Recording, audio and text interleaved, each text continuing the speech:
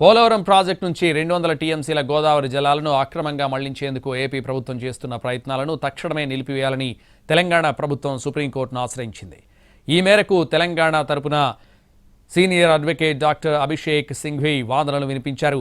గోదావరి జల వివాదాల tribunal 1979-80 award ప్రకారం పోలవరం ప్రాజెక్టు ద్వారా ఆంధ్రప్రదేశ్కు గరిష్టంగా 484.5 టీఎంసీలు మాత్రమే కేటాయించినట్లు సింఘ్వి స్పష్టం చేశారు.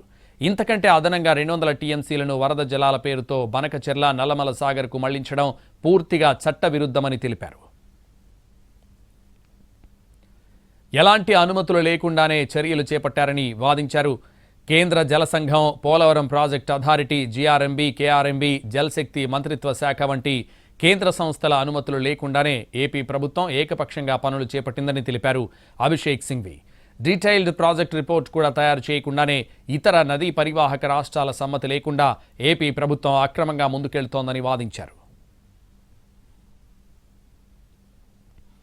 గోదావరి అవార్డు ప్రకారం తెలంగాణకు 968 టీఎంసీల నీటి హక్కు ఉందని, ఈ నీటిని వినియోగించుకునేందుకు తెలంగాణలో పలు ప్రాజెక్టులు తుది దశలో ఉన్నాయన్నారు.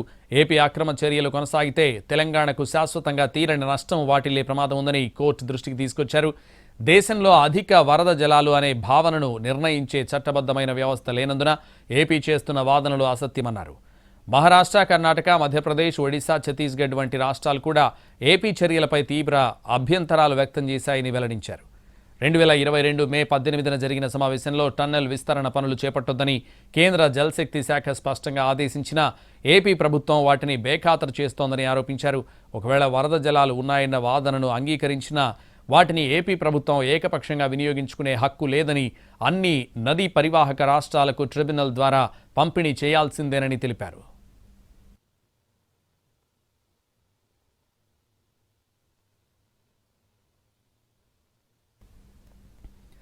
కృష్ణా జలాల వివాదం రెండు తెలుగు రాష్ట్రాల మధ్య మరోసారి మంటలు రేపుతోంది.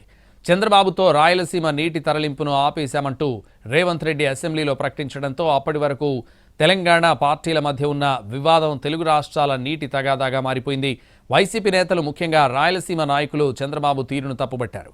అటు చంద్రబాబు కూడా గోదావరి జలాల విషయంలో వివాదం లేదని, కేవలం కృష్ణా జలాలపైనే గొడవంతా అంటూనే రెండు తెలుగు రాష్ట్రాలు కలిసి ముందుకు సాగాల్సి ఉందన్నారు. 2 రోజులుగా జరుగుతున్న పరిణామాలపై ఏపీ సీఎం చంద్రబాబు ఉన్నత స్థాయి సమీక్ష చేపట్టారు. ఈ మీటింగ్కు మంత్రి రామానాయుడు, ఉన్నతాధికారులు హాజరయ్యారు. కృష్ణానదీ జలాల వివాదం, నల్లమల సాగర్ అంశానికి సంబంధించి సమీక్ష చేశారు.